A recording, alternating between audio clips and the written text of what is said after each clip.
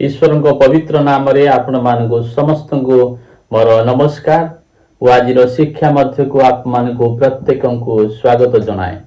प्रिय श्रोता, आज शीर्षक होछि यीशु को जन्म एक आश्चर्य।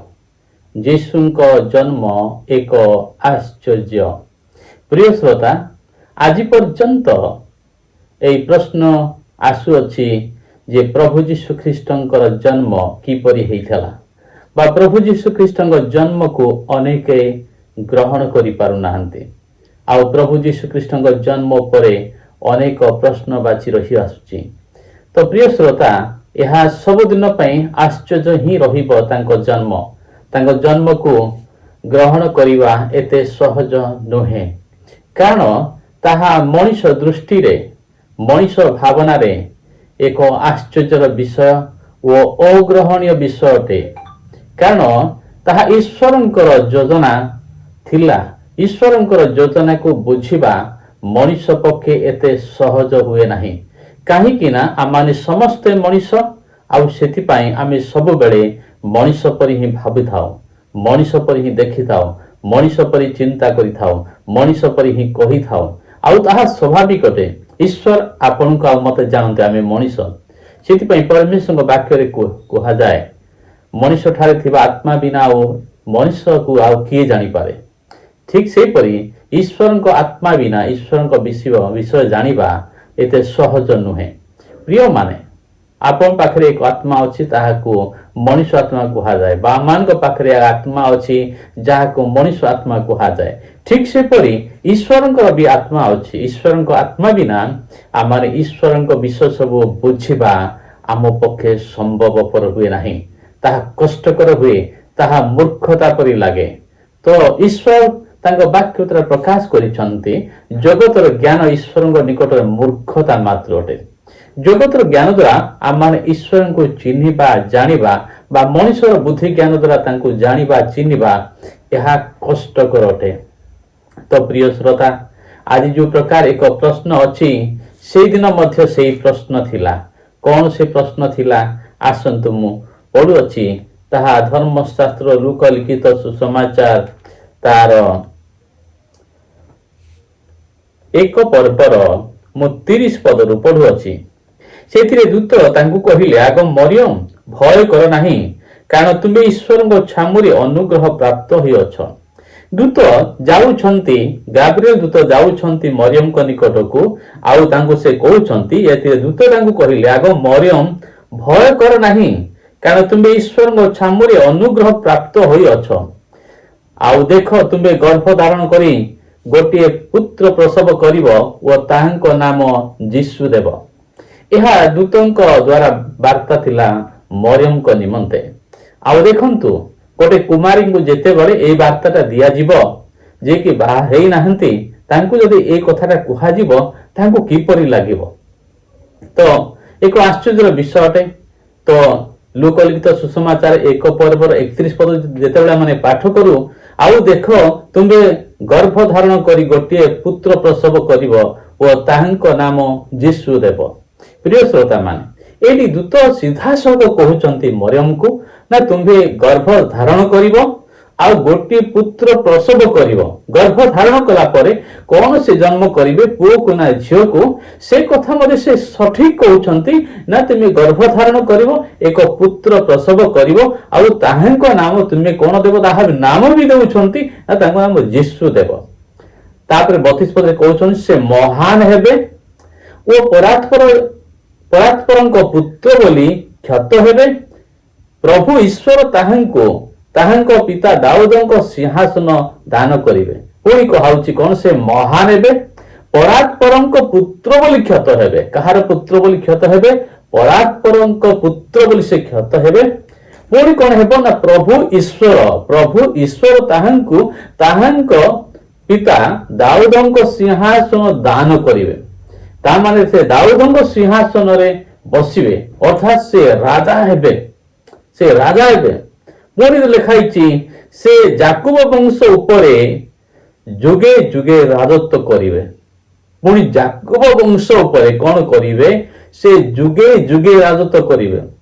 गोटे जग कहले आम समस्त जाचु 100 वर्ष जुगे जुगे माने अरे 100 वर्ष कौन सी व्यक्ति 200 वर्ष बंची ना देखो जुगे जुगे कहले भी 200 वर्ष किंतु जुगे जुगे कहवा अर्थ माने जुगर शेष हो ना तो आगु देखो से जाकुब वंश उपरे जुगे जुगे राजत्व करेंगे पुणी राज्यर शेष हो ना अर्थात राजत्व समाप्त नहीं एपरी से राजा हेबे तापर कौन हो देखंतु 34 पद किंतु मरियम दूतों को कहिले एटी मरियम शुणिले प्रथम मरियम शुणिले सब विषय को तापर दूतों को से कहउछंती एहा की परी हेबो एहा की परी हेबो दूतों को मरियम प्रश्न करुछंती एहा की परी हेबो मु की परी गर्भ धारण करिबी एटा की परी हेबो प्रिय श्रोता एई प्रश्नटी जुगे जुगे आसीछि एई प्रश्न केवल आपनकर नुहे एई प्रश्न मरियम को पाखरे भी थिला मरियम पचाले दूतों को कहउछंती एहा की परी हेबो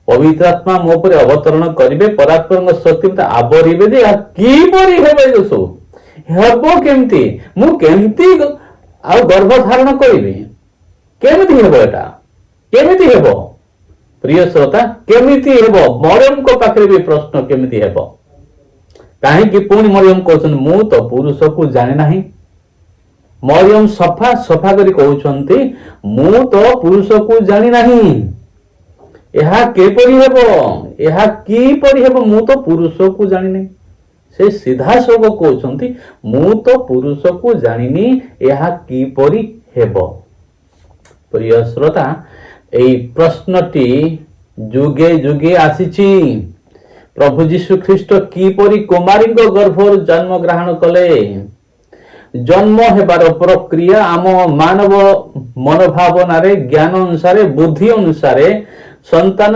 प्रसव हेबाक हेले बा संतान जन्म करबाक हेले गोटे स्त्री को विवाह हेबाक हेबो विवाह परे से माने सहवास कला परे ही से मानकर संतान हेबे या होची प्रक्रिया या होची संतान पाइबार व गर्भ धारण करिबार प्रक्रिया ए प्रक्रियार बाहर पूर्व ही दूत कहउछंती ना तुम्हें गर्भ धारण करिवो गोटे पुत्र प्रसव करिवो ओ तांको नाम यीशु देवो आउ से परात्पर पुत्रंक नाम रे ख्यात हेबे पुणी प्रभु परमेश्वर तांको दाऊदंको सिंहासन देबे पुणी जुगे जुगे से राजत्व करिवे ओ तांको राज्यर सीमा केबे सरिबो नाही केबे अंत हेबो नाही ए सब कथा सुनिला परे मरियम को मध्य ए भावना आसतला ए प्रश्न आसीतला आंदोलन हेतला अरे मु तो कौन से पुरुष को जानी नाही बा मु तो बा हे नाही ए सब हेबो केमती अनेक आज एक प्रश्न करुछंती यीशु जन्म हेले केमिति प्रभु यीशु जन्म हेले केपरि जदि मरियम बाहा हेइ नथिले ताहेले पुत्र हेबाटा गर्भ धारण करिबाटा जन्म करिबाटा ए प्रक्रियाटा केमिति संभव केमिति हे परिबो प्रत्येक मनुष्य पाखरे प्रश्नटा उत्तम अटे प्रश्न भूल नुहे एई प्रश्नटी भूल नुहे ए प्रश्न समस्त पाखरे रहिबा दरकार ए प्रश्न करिबा दरकार ए प्रश्न निहाती दरकार प्रिय श्रोता माने कहीं आमे समस्त मनीष अटु आमे मनीष परि भाबिबा नै तो आ की परि भाबिबा आमे मनीष एति पई मनीष परि ही भाबिबा जदि गोटे स्त्री लोक जदि बाहासा हे नाही तार कोनसे स्वामी नाही आ जदि से कहिला मु गर्भवती हेली ग्रहण करिवे कि आपण संभव नाही ग्रहण करिवे से कहिबो मो ईश्वर को कर्तृत्व हेची पवित्र आत्मा रे गर्भ धारण करिछि ए कथाटा आपण ग्रहण करिवे कि केबे ग्रहण करिवे नाही संभव नाही केबे कस्मिन काल संभव नाही केमते ग्रहण करिवे माने अन्य मान को जेते बेले प्रभु जीशु विषय कहूछु से माने एपरि पवित्र आत्मा से जन्म ग्रहण कले कहिले ग्रहण केमिति करिवे संभव नाही अरे ग्रहण करिवा बाट ही नाही ମଣିଷର ବୁଦ୍ଧି ଅଛି କି ନାହିଁ? ଅଛି। ଜ୍ଞାନ ଅଛି କି ନାହିଁ? ଅଛି ନା। ସେ ମଣିଷ ବୁଦ୍ଧି ଜ୍ଞାନ ଅନୁସାରେ ଯୁକ୍ତି କରିବ କି ନାହିଁ? ଆରେ କରିବ ନିଶ୍ଚୟ। କାହିଁକି ନ କରିବ? ଯୁକ୍ତି କରିବ ନାହିଁ, ବିରୋଧ କଥା କହିବ ନାହିଁ। କଣ ପାଇଁ କହିବନି? ଅଭଦ୍ର ଭାଷା ବି କହିବ, ଖରାପ ଭାଷା ବି କହିବ, ଯାହା ଚାହିଁବ ତାହା ବି ସେ କହିବ। କାହିଁକି ନା ସେ ମଣିଷ ଅଟେ। ସେ ମଣିଷ ଅଟେ। ମଣିଷ ବାହ୍ୟ ରୂପ ଦେଖେ, ବାହ୍ୟ ବିଷୟ ଦେଖେ, ଜଗତ ବିଷୟ, ମଣିଷ ଜଗତ ବିଷୟରେ ଚିନ୍ତା କରିବାଟା ସ୍ୱାଭାବିକ। ଏହା କୌଣସି ବି ଭୁଲ ନାହିଁ, କେବେ ବି ଭୁଲ ନାହିଁ, କେବେ ଭୁଲ ନାହିଁ। ସେଥିପାଇଁ କେହି ଯଦି ଯୀଶୁଙ୍କ ବିରୁଦ୍ଧରେ କହନ୍ତି, ଆମମାନେ ଯୋଉମାନେ ଜାଣିଛୁ ବୋଲି କହୁଛୁ ନା, ଆମମାନେ କେବେ ବି ଭୁଲ ବୁଝିବା ଉଚିତ ନାହିଁ, କେବେ ବି ସେମାନଙ୍କୁ ରାଗିବା ଉଚିତ ନାହିଁ। ଯୋଉମାନେ ତାଙ୍କ ବିରୋଧରେ କହନ୍ତି କି ପ୍ରକାର ସେ ଜନ୍ମ ହେଲେ, ନିଶ୍ଚୟ ସେ ଜାରଦ ସନ୍ତାନ ବୋଲି ଯୋଉ କହୁଛନ୍ତି, ସେଥିରେ ଆପଣଙ୍କ ମତେ ରିଆକ୍ସନ ହେବାର କିଛି ଆବଶ୍ୟକତା ନାହିଁ। ଆରେ ଏଇଟା ସ୍ୱାଭାବିକ କଥା, ସ୍ୱାଭାବିକ କଥା, ଏଇଟା ଅସ୍ୱାଭାବିକ କଥା ନୁହେଁ। এই କୋଶ୍ଚିନ୍ ଗୁଡ଼ିକ ଆସିବ, ଏ ବିପରୀତ କଥା ଗୁଡ଼ିକ ଆସିବ, ଏ କୌଣସି ପ୍ରଶ୍ନ ଗୁଡ଼ିକ ଭୁଲ ନୁହେଁ। କିନ୍ତୁ ଭୁଲ ଆମମାନେ କରୁଛୁ। ଅନେକ ସମୟରେ ବିରୋଧ କହୁଛନ୍ତି, ଯୀଶୁଙ୍କ ବିରୋଧରେ କହୁଛନ୍ତି, ଯୀଶୁଙ୍କ ବିରୋଧରେ କହୁଛନ୍ତି ବୋଲି ଆମେ ଯୋଉ କହୁଛୁ, ଆମମାନେ ଭୁଲ କରିଛୁ, ଆମମାନେ ଭୁଲ କରୁଛୁ। ଆମେ ଯୋଉମାନେ ପ୍ରଭୁଙ୍କୁ ଜାଣିଛୁ, ଆମମାନେ ଭୁଲ କରୁଛୁ। ଆରେ ଈଶ୍ୱରଙ୍କ ବିଷୟ ସବୁ ଜାଣିବା ପାଇଁ ହେଲେ ଈଶ୍ୱରଙ୍କର ଆତ୍ମା ଦରକାର ଅଛି। ଆମମାନେ ବି ସଠିକ ଉତ୍ତର ତାର ପାଇଛୁ କି ନାହିଁ ମୁଁ ଜାଣି ନାହିଁ, କିନ୍ତୁ ପ୍ରଭୁ ଆଜି ଯାହା କିଛି ମୋ ଭାବନାରେ ଦେଇଛନ୍ତି, ସେ ଭାବନା ଗୁଡ଼ିକ ଆପଣଙ୍କ ନିକଟରେ ମୁଁ ପ୍ରକାଶ କରୁଛି। ତାଙ୍କ ଜନ୍ମ ଏକ ଆଶ୍ଚର୍ଯ୍ୟ ଥିଲା ବୋଲି ପରମେଶ୍ୱରଙ୍କ ବାକ୍ୟ କୁହେ। ଆଉ ସେ ବାକ୍ୟ ବୁଝିବା ପାଇଁ ହେଲେ ପବିତ୍ର ଆତ୍ମା ଯଦି ଶକ୍ତି ନ ଦିଅନ୍ତି, ତାହେଲେ ବୁଝି ହେବ ନାହିଁ। ଅନେକ କେବଳ ତାଙ୍କ ଜନ୍ମ ବିଷୟରେ କଥା ଖାଲି ଭାବନ୍ତି। ଆରେ ତାଙ୍କ କର୍ମ ବିଷୟ କଥା ଭାବିବା ଦରକାର ଅଛି କି ନାହିଁ? ନିଶ୍ଚୟ ପ୍ରଭୁ ଯୀଶୁ କହିଲେ, ମୋ ଶିକ୍ଷା ଯୋଗ ହେଲେ ବିଶ୍ୱାସ କର, ବା ମୋ କହିବା ଯୋଗ ହେଲେ ବିଶ୍ୱାସ କର, ବା ମୋ କର୍ମ ଯୋଗ ହେଲେ ବିଶ୍ୱାସ କର। ଆରେ ବାକି ବିଷୟ ଭାବିବା ଦରକାର ନାହିଁ କି? ଦରକାର ଅଛି। ସେ ବିଷୟ ଭାବିବା ଦରକାର ଅଛି। ଆପଣଙ୍କ ମତେ ଦରକାର ଅଛି, ସମସ୍ତଙ୍କୁ ଦରକାର ଅଛି। ତ ସେ ବିଷୟ ଆମେ କହିଲେ ସିନା ହେବ। ତାଙ୍କ ଜନ୍ମ ବିଷୟରେ କାଲି କହିଲେ କେମିତି ହେବ? ତାଙ୍କ କର୍ମ ବିଷୟରେ କହିବାର ଅଛି। ତ ତାଙ୍କ ଜନ୍ମ ଏକ ଥିଲା ଆଶ୍ଚର୍ଯ୍ୟ, ଯାହାକି ମଣିଷ ଯେ ପର୍ଯ୍ୟନ୍ତ ପବିତ୍ରାତ୍ମା ପରମେଶ୍ୱର ଆତ୍ମା ନ ଦିଅନ୍ତି, ଈଶ୍ୱରଙ୍କ ଆତ୍ମା ନ ଦିଅନ୍ତି, ବୁଝିବାର ଆତ୍ମା ଯେପରି ନ ଦିଅନ୍ତି, ଜଣେ ବ୍ୟକ୍ତି ଯୀଶୁଙ୍କୁ ତାଙ୍କ ଜନ୍ମକୁ ବିଶ୍ୱାସ କରିବା, ଗ୍ରହଣ କରିବା ସମ୍ଭବପର ନାହିଁ, ଆଦୌ ନାହିଁ, ସହଜ ନାହିଁ। ଯେମିତି ଆମେ ଭାବୁଛୁ ସେମିତି ନାହିଁ। ଏହା କେବଳ ଈଶ୍ୱର ଯଦି ତାଙ୍କ ନିକଟରେ ପ୍ରକାଶ କରନ୍ତି, ତେବେ ହିଁ ସମ୍ଭବ ଅଟେ। ତ ତାଙ୍କ କର୍ମ ବିଷୟରେ ଆମେ ଟିକେ ଚିନ୍ତା କରିବା। ତ ତାଙ୍କ ଜନ୍ମ ଥିଲା ଆଶ୍ଚର୍ଯ୍ୟ, ଆଉ ମରିୟମ ବି ଏ ଆଶ୍ଚର୍ଯ୍ୟ କଥା ହିଁ ପଚାରେ, ଏହା କିପରି ହେବ? ପ୍ରଶ୍ନ ରଖିବା, ଏହା କିପରି ହେବ? କିପରି ହେବ? କିପରି ହେବ? ଏ ପ୍ରଶ୍ନଟାକୁ ଆମେ ଛାଡ଼ିବା ନାହିଁ। କିପରି ହେବ? ତାହେଲେ ତାଙ୍କ ଜନ୍ମ ଥିଲା ଆଶ୍ଚର୍ଯ୍ୟ, ତାଙ୍କ ଶିକ୍ଷା ବି ଥିଲା ଆଶ୍ଚର୍ଯ୍ୟ। ପ୍ରଭୁ ଯୀଶୁ ଥରେ ଗୋଟେ ଝିଅଟି ମରି ଯାଇଥିଲା, ଆଉ ତାଙ୍କୁ ଡାକିଲେ, ଆଉ ପ୍ରଭୁ ଯୀଶୁ ତାଙ୍କୁ କହୁଛନ୍ତି, ବାଳିକାଟି ମରିନି, ମାତ୍ର ଶୋଇଛି। ସମସ୍ତେ ତାଙ୍କୁ ପରିହାସ କଲେ, ଥଟ୍ଟା ମଜା କଲେ, ପିଲାଟି ମରିଯାଇଛି, ଇଏ କଣ କହୁଛି ନା ଇଏ ଶୋଇଛି ବୋଲିକି। ତ ପ୍ରଭୁ ଯୀଶୁ କହିଲେ, ଆଉ ଗ ବାଳିକା, ମୁଁ ତତେ କହୁଛି ଉଠ ବୋଲି କହିଲେ। ଆଉ ସେ ବାଳିକାଟି ଉଠି ପଡ଼ିଲା, ସେ ମରି ଯାଇଥିଲା, ବଞ୍ଚିଲା। ତାଙ୍କ କହିବା ଆଉ ତାଙ୍କ ଶିକ୍ଷା ସତ୍ୟ ଥିଲା। ଲାଜାର ମରି ଯାଇଥିଲେ, 4 ଦିନ ହେଇଥିଲା ତାଙ୍କ ସମାଧି ଦିଆଯାଇଥିଲା, 4 ଦିନ ହେଲା ତାଙ୍କୁ ସମାଧି ଦିଆଯାଇଥିଲା। ସେ ପଛା ଯାଇଥିଲେ, ଛଡ଼ି ଯାଇଥିଲେ, ଦୁର୍ଗନ୍ଧ ବାହାରୁଥିଲା ତାଙ୍କ ଶରୀର ମଧ୍ୟରୁ, ସମାଧିରୁ ଦୁର୍ଗନ୍ଧ ବାହାରୁଥିଲା। ଆଉ ପ୍ରଭୁ ଯୀଶୁ କହିଲେ, ତୁମ ଭାଇ ପୁଣି ଉଠିବ। ଲୋକମାନେ ହସିଥିବେ କି ନାହିଁ? ମଲା ବ୍ୟକ୍ତି ଛଳୁଛନ୍ତି, ଗନ୍ଧ ବାହାରୁଛି, ଦୁର୍ଗନ୍ଧ ହଉଛି, ଲୋକମାନେ ପରିହାସ କରିବେ କି ନାହିଁ? କହିଲେ ହଁ। କିନ୍ତୁ ପ୍ରଭୁ ଯୀଶୁ କହିଲେ, ଲାଜାର ବାହାର ଆସ। ଲାଜାର ବାହାର ଆସିଲେ। ତାଙ୍କ ଶିକ୍ଷା ଥିଲା ଅଦ୍ଭୁତ। 5ଟି ରୁଟି ଆଉ 2ଟି ମାଛ ଦ୍ୱାରା 5,000 ଲୋକଙ୍କୁ ଖୁଆଇଲେ। ତାଙ୍କ ଶିକ୍ଷା ଥିଲା ଅଦ୍ଭୁତ। ଯେତେବେଳେ ସେ ଡଙ୍ଗାରେ ଆଉ ଗାଲିଲି ସମୁଦ୍ର ମଧ୍ୟରେ ଯାତ୍ରା କରୁଛନ୍ତି, ଆଉ ଯେତେବେଳେ ତୁଫାନ ଓ ଆନ୍ଧି ଆସିଲା, ତୁଫାନ ଓ ଆନ୍ଧିକୁ କହିଲେ, ଚୁପ୍ କର ଓ ତୁନି ହୋ। ତୁଫାନ ଓ ଆନ୍ଧି ତାଙ୍କ କଥାକୁ ମାନିଲେ, ତାଙ୍କ ଆଦେଶକୁ ମାନିଲେ। କର୍ମ, ତାଙ୍କ ଶିକ୍ଷା ଥିଲା ଅଦ୍ଭୁତ। ତାଙ୍କ ଶିକ୍ଷା ଥିଲା ଅଦ୍ଭୁତ। ପ୍ରିୟ ଶ୍ରୋତା, ତାଙ୍କ ଶିକ୍ଷା ଥିଲା ଅଦ୍ଭୁତ। ତୃତୀୟ ବିଷୟ, ତାଙ୍କ କର୍ମ ଥିଲା ଅଦ୍ଭୁତ। ଜାଣିଛନ୍ତି ଆପଣ, ଆଉ ସେ ମୃତକୁ ଜୀବନ ଦେଲେ, ଅନ୍ଧକୁ ଦୃଷ୍ଟି ଶକ୍ତି ଦେଲେ, ଗୁଙ୍ଗାକୁ କହିବା ଶକ୍ତି ଦେଲେ, କାଲାକୁ ଶୁଣିବା ଶକ୍ତି ଦେଲେ, ପୁଣି ଅନେକ ଚମତ୍କାର ଓ ଅଦ୍ଭୁତ କାର୍ଯ୍ୟ କଲେ, ଯୋଉ କାର୍ଯ୍ୟକୁ ଏପର୍ଯ୍ୟନ୍ତ ପୃଥିବୀର କୌଣସି ବ୍ୟକ୍ତି କରିନାହାନ୍ତି। ତାଙ୍କ କର୍ମ ପ୍ରକାଶ କଲା ସେ କିଏ ବୋଲି, ତାଙ୍କ କର୍ମ ପ୍ରକାଶ କଲା। ତାହାପରେ ତାଙ୍କ ମୃତ୍ୟୁ ଥିଲା ଆଶ୍ଚର୍ଯ୍ୟ। ତାଙ୍କ କର୍ମ ଥିଲା ଆଶ୍ଚର୍ଯ୍ୟ, ତାଙ୍କ ମୃତ୍ୟୁ ବି ଥିଲା ଆଶ୍ଚର୍ଯ୍ୟ। ଯେତେବେଳେ ସେ ମୃତ୍ୟୁବରଣ କଲେ, ଏଲୋଇ ଲେମା ସବକ୍ତାନି, ଯେତେବେଳେ କହିଲେ ଏଲୋଇ ଏଲୋଇ ଲେମା ସବକ୍ତାନି, ହେ ମୋର ଈଶ୍ୱର ତୁମେ କାହିଁ ମୋତେ ପରିତ୍ୟାଗ କରି ବୋଲି ପ୍ରାଣ ତ୍ୟାଗ କଲେ, ସେହି ସମୟରେ ଜେରୁସାଲେମର ମନ୍ଦିରର ପରଦା ଉପରୁ ତଳକୁ ଚିରି ହେଇଗଲା। ଅନେକ ଜାଗାରେ ଭୂମିକମ୍ପ ହେଲା। ଅନେକ ଘଣ୍ଟା ପର୍ଯ୍ୟନ୍ତ ଦେଶରେ ଅନ୍ଧକାର ଛାଇ ଯାଇଥିଲା। ପ୍ରିୟ ଶ୍ରୋତା, ତାଙ୍କ ମୃତ୍ୟୁ ଥିଲା ଅଦ୍ଭୁତ, ପୁଣି ତାଙ୍କ ପୁନରୁତ୍ଥାନ ବି ଥିଲା ଅଦ୍ଭୁତ। ପୃଥିବୀ ପୃଷ୍ଠରେ କୌଣସି ବ୍ୟକ୍ତି ମୃତ୍ୟୁକୁ ଜୟ କରି ଉଠି ନଥିଲେ, କିନ୍ତୁ ପ୍ରଭୁ ଯୀଶୁ ଖ୍ରୀଷ୍ଟ ମୃତ୍ୟୁକୁ ଜୟ କରିକି ଉଠିବେ ବୋଲି ସେ ପୂର୍ବରୁ କହିଥିଲେ, ଆଉ ସେ ତୃତୀୟ ଦିନରେ ମୃତ୍ୟୁକୁ ଜୟ କରି ଉଠିଲେ।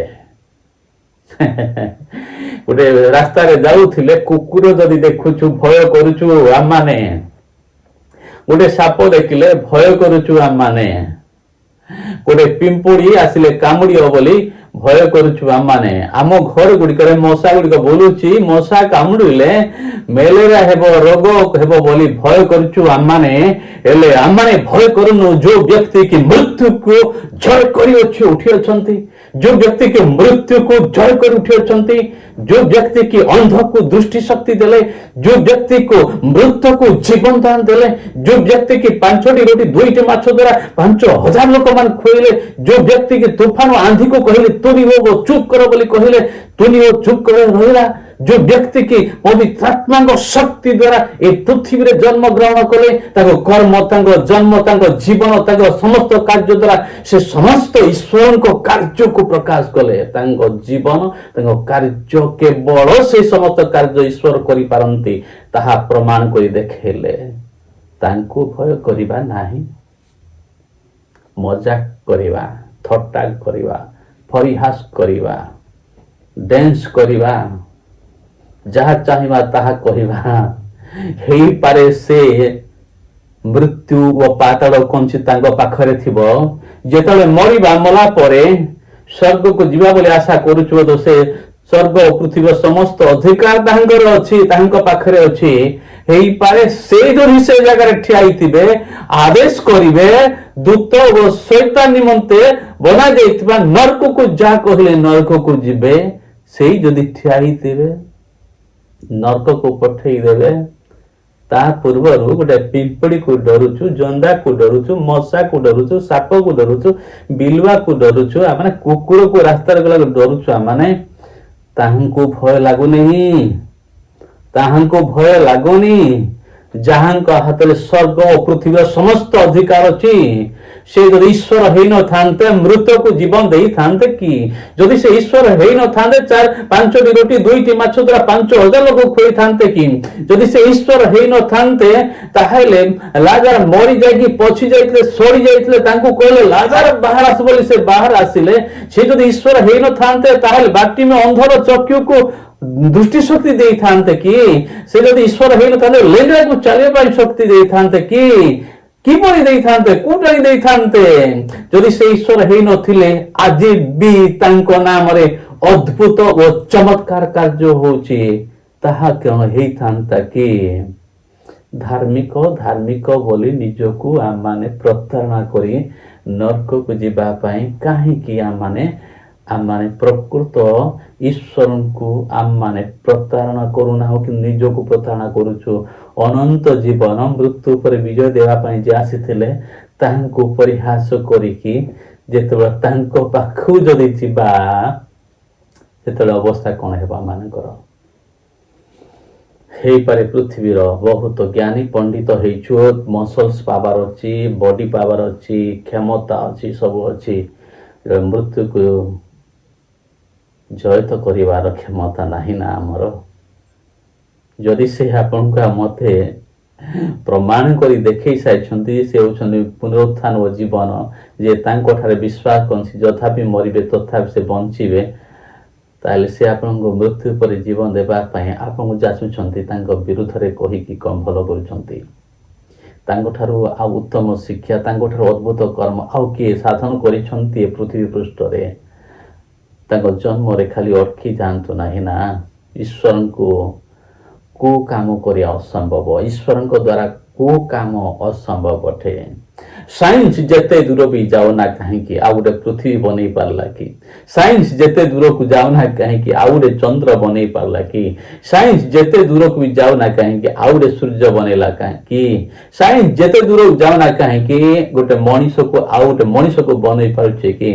ସାଇନ୍ସ ଯେତେ ଦୂର ଯାଉନା କାହିଁକି ଈଶ୍ୱରଙ୍କ ବୁଦ୍ଧି ଆଉ ଜ୍ଞାନ ନିକଟରେ ସେଇ ସାଇନ୍ସକୁ ରିସର୍ଚ୍ଚ କରୁଥିବା ବ୍ୟକ୍ତି ତ ମରୁଛନ୍ତି। ସାଇନ୍ସ ଆଗକୁ କୋଉଠିକି ଯିବ? ପୃଥିବୀକୁ କିପରି ରଖିଛନ୍ତି? ଶୂନ୍ୟରେ ଝୁଲେଇ ରଖିଛନ୍ତି। ଯେଉଁ ପୃଥିବୀରେ ଆମେ ବାସ କରୁଛୁ, ଆମେ ଆମ ବିଷୟରେ ତ ଏପର୍ଯ୍ୟନ୍ତ ସମ୍ପୂର୍ଣ୍ଣ ଜାଣିନାହୁଁ। ଈଶ୍ୱର ଯଦି ଅନୁଗ୍ରହ ନ କରନ୍ତି ତାହେଲେ ଈଶ୍ୱରଙ୍କ ବିଷୟ କିପରି ବା ଜାଣିପାରିବା? ପ୍ରିୟ ଶ୍ରୋତା, କେବଳ ଈଶ୍ୱରଙ୍କୁ ଜାଣିବା, ଯୀଶୁଙ୍କ ପରିଚୟ ପାଇବା, ଯୀଶୁଙ୍କୁ ପ୍ରଭୁ ବୋଲି ଜାଣିବା, ଈଶ୍ୱର ଯଦି ଅନୁଗ୍ରହ ନ କରନ୍ତି ସମ୍ଭବ ନାହିଁ। ତ ତାଙ୍କ ଜନ୍ମ ଥିଲା ଆଶ୍ଚର୍ଯ୍ୟ, ତାଙ୍କ ଶିକ୍ଷା ଥିଲା ଆଶ୍ଚର୍ଯ୍ୟ, ତାଙ୍କ କର୍ମ ଥିଲା ଆଶ୍ଚର୍ଯ୍ୟ, ତାଙ୍କ ମୃତ୍ୟୁ ଥିଲା ଆଶ୍ଚର୍ଯ୍ୟ, ତାଙ୍କ ପୁନରୁତ୍ଥାନ ବି ଥିଲା ଆଶ୍ଚର୍ଯ୍ୟ। ଆଉ ସେ ଆଶ୍ଚର୍ଯ୍ୟ ମନ୍ତ୍ରୀ ଅଟନ୍ତି, ପରାକ୍ରାନ୍ତ ପରମେଶ୍ୱର ଅଟନ୍ତି, ଅନନ୍ତକାଳୀନ ପିତା ଅଟନ୍ତି। ସେ ଆଜି କାଲି ଓ ଚିରକାଳ ସମାନ ଅଟନ୍ତି। ସେ ଆପଣଙ୍କୁ ପ୍ରେମ କରନ୍ତି, ସେ ଆପଣଙ୍କୁ ପ୍ରେମ କରନ୍ତି। ଆପଣ ତାଙ୍କୁ ଯେତେ ତାଙ୍କ ବିରୁଦ୍ଧରେ କହୁଥିଲେ ମଧ୍ୟ ଆପଣଙ୍କୁ ସେ ପ୍ରେମ କରନ୍ତି। ସେ ଜାଣିଛନ୍ତି ଆପଣଙ୍କର ଦୁର୍ବଳତାକୁ, ସେ ଜାଣିଛନ୍ତି ମଣିଷର ଦୁର୍ବଳତାକୁ, ସେଥିପାଇଁ ମଣିଷ ରୂପ ଧାରଣ କଲେ। ପିମ୍ପୁଡ଼ିର ଭାଷା ଭାବକୁ ବୁଝିବା ହେଲେ ପିମ୍ପୁଡ଼ି ହେବାକୁ ପଡ଼ିବ। ସେ ଆପଣ ପରି ମୋ ପରି ହେଇକି ପୃଥିବୀକୁ ଆସିଲେ। ପ୍ରିୟ ଶ୍ରୋତା, ଆପଣ ଯଦି ବୁଝିପାରୁନାହାନ୍ତି ତାହା ଆପଣଙ୍କର ଭୁଲ ନାହିଁ। ଆଉ ଜଣେ ଆପଣଙ୍କ ଆଖିକୁ ବନ୍ଦ କରିଦେଇଛି, ସେ ହେଉଛି ଶୈତାନ, ଜଗତପତି ଶୈତାନ। ଜ୍ଞାନ ଚକ୍ଷୁ ଅନେକଙ୍କ ରୁଦ୍ଧ କରିଛି। ସେ ଦେଖୁ ଦେଖୁ ଦେଖିବେ ନାହିଁ, ଶୁଣୁ ଶୁଣୁ ଶୁଣିବେ ନାହିଁ, ବୁଝୁ ବୁଝୁ ବୁଝିବେ ନାହିଁ, ଆଉ ତାଙ୍କ ପାଖକୁ ଯିବେ ନାହିଁ। ସେଥିପାଇଁ ଶୈତାନ ତାଙ୍କ ଆଖିକୁ ବନ୍ଦ କରିଦେଇଛି, ଜ୍ଞାନ ଚକ୍ଷୁକୁ ବନ୍ଦ କରିଦେଇଛି। ପ୍ରିୟ ଶ୍ରୋତା, ଥରଟିଏ ଭାବନ୍ତୁ, ସେ ସବୁ ଯେଉଁ କାର୍ଯ୍ୟ କରିଛନ୍ତି ଈଶ୍ୱର ହେଇନଥିଲେ କ'ଣ ସେ କରିପାରିଥାନ୍ତେ କି? ମୃତ୍ୟୁକୁ ଜୟ କରିପାରିଥାନ୍ତେ କି? ୟା କାହାଣୀ ନୁହେଁ ନା, ବାଇବେଲ ପୃଷ୍ଠାରେ କେବଳ ନାହିଁ, ଇତିହାସ ଘୋଷଣା କରୁଛି ପ୍ରଭୁ ଯୀଶୁ ଖ୍ରୀଷ୍ଟ ଜନ୍ମ ହେଇଥିଲେ ବୋଲି, BC AD ସୃଷ୍ଟି ହେଲା, ସେ ମୃତ୍ୟୁକୁ ପୁନରୁତ୍ଥାନ କରିଛନ୍ତି ବୋଲି ସମସ୍ତ ବିବରଣୀ ବାଇବେଲ ଭିତରେ କେବଳ ନୁହେଁ, ଇତିହାସ ମଧ୍ୟରେ ଲିପିବଦ୍ଧ ଅଛି। ତାହା ଚିତ୍କାର କରି ଆପଣଙ୍କ ମତେ କହୁଛି, ଯଦି କାନ ଅଛି ଆମେ ଶୁଣିପାରିବା।